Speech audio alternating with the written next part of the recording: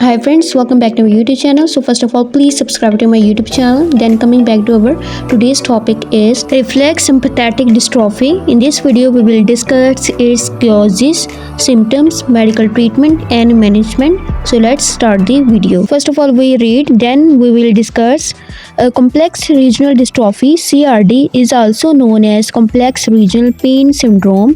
CRPS is a chronic neuropathic pain that follows soft tissues or bone injury type 1 or nerve injury type 2 and lasts longer and is more severe than expected for original tissue damage. RST is a chronic pain condition that usually affects one limb, arm, leg, hand or foot after an injury or trauma. CRPS is characterized by prolonged or excessive pain and changes in color, temperature and swelling in the affected area. तो basically reflex sympathetic syndrome क्या है? Chronic pain है। वो कहाँ होती है? सिर्फ एक लिम्ब में अफेक्ट होती है पर्टिकुलर, जैसे हाथ में, टांग में, आर्म में। तो वो किसकी वजह से होती है? किसी भी ट्रॉमा या इंजरी की वजह से कॉज होती है। CRPS is a characterized by prolong excessive pain. तो CRPS क्या होगा? किसी भी प्रोलॉन्ग एक्सेसिव पेन होगी जिसकी वजह से, और उसकी वजह से क्या होगा? चेंजेस इन कलर, टेम्परेचर और स्वेलिंग उस एरिया में चेंज होती होगी और वो बढ़ती जाएगी।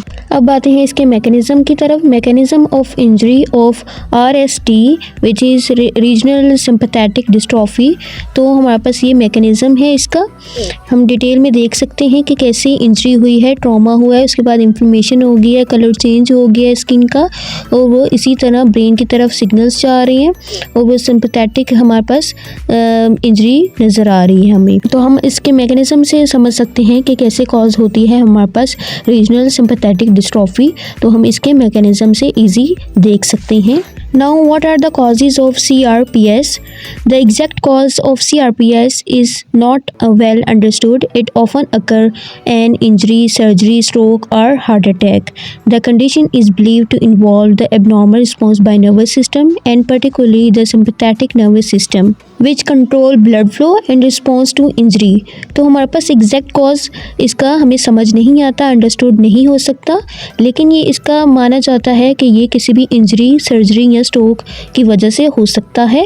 और वो ये एबनॉर्मल रिस्पॉन्स किसका है? नर्वस सिस्टम का, स्पेशली सिंपैथेटिक नर्वस सिस्टम का। वो क्या कंट्रोल करता है? Blood flow in response to injury. Now moving towards its symptoms. Symptom of RST or CRPS. The key symptom is chronic, intense pain that is out of proportion of the severity of the injury. If an injury occurred which gets worse over time rather than better, it's most often affect arms, legs and hands or feet and is accompanied by burning pain होगी, increased skin sensitivity to touch, sensitivity होगी touch करने पे, changes in skin temperature warmer or cooler compared to opposite extremity, changes in skin color often blotchy and purple, pale or red, changes in skin texture, skin में भी changes हो जाएंगे, shiny and thin, sometimes excessively sweaty, changes in nail and hair growth pattern। तो उसमें भी हमारे पास क्या होंगे? चेंजेस हो जाएंगे। swelling and stiffness in affected joint, तो हमारे पास joints में भी stiffness हो जाएगी और swelling हो सकती है।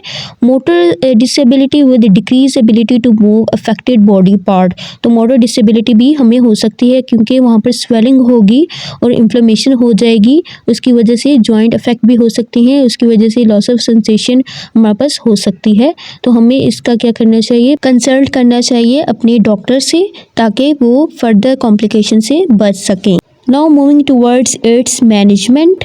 तो अगर हमारे पास कॉम्प्लिकेशन ज़्यादा इंक्रीज़ हो गए हैं तो हमें पहले डॉक्टर से रुजू करना चाहिए। उसके बाद हमें फिर क्या करना चाहिए कि अपनी मैनेजमेंट को देखें, और उसमें हमारे पास क्या आता है? Physical therapy management. Number 1, exercises. Physical therapy is crucial in CRPS management to maintain and restore mobility and function in affected limb. तो हमारे पास यहाँ पर हमारे पास रिस्ट्रिक्शन थी, उसमें हमारे पास क्या होगी? फिज़िकल थेरेपी हमें बहुत ज़्यादा बेनिफिट देगी कि रिस्टोर कर सकें हम अपने नॉर्मल फंक्शन को। एक्सरसाइजेस में focus on gentle range of motion activities, stretching and strengthening exercises. तो हमारे पास एक्सरसाइजेस करवाई जाएंगी डिफरेंट, जिसमें रेंज ऑफ मोशन देखेंगे, स्ट्रेंथिंग स्ट्रेचिंग देखेंगे। Number 2, decantation technique These involve exposing the affected area to different textures and sensations to gradually reduce the pain sensitivity. तो इसमें हम देखेंगे कि उस पर्टिकुलर एरिया को, अफेक्टेड एरिया को हम डिफरेंट सेंसेशन से एंड टेक्सचर से एक्सपोज करवा के देखेंगे कि पेन की सेंसिटिविटी कितनी है और वो कम किससे हो रही है। नंबर 3 पे हमारे पास आता है aquatic therapy. Exercises performed in warm water can be particularly beneficial.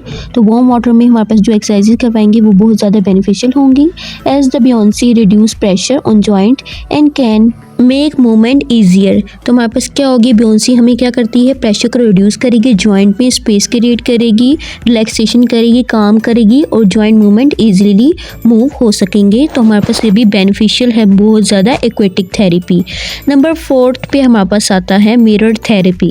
This technique uses the reflection of the uninfected limb to help trick the brain into moving and desensitizing the affected limb. It has shown promise in some CRPS। तो हमारे पास mirror therapy में क्या होता है कि हम लोग patient को हम आईना दिखाते हैं जिसमें वो क्या करते हैं, हम ब्रेन को ट्रिक करते हैं कि वो हमें शो कर सके कि हमारे पास अफेक्टेड लिम्ब में कितनी पेन हो रही है और दूसरे अनअफेक्टेड लिम्ब में कितनी हमें नज़र आएगी। तो हम इजीली उसको डायग्नोज कर सकते हैं और ये भी बहुत ज़्यादा CRPS पेशेंट्स में देख सकते हैं। सो फ्रेंड्स, ये था हमारा आज का short lecture of reflex sympathetic dystrophy. I hope you guys like the video. Thanks for watching.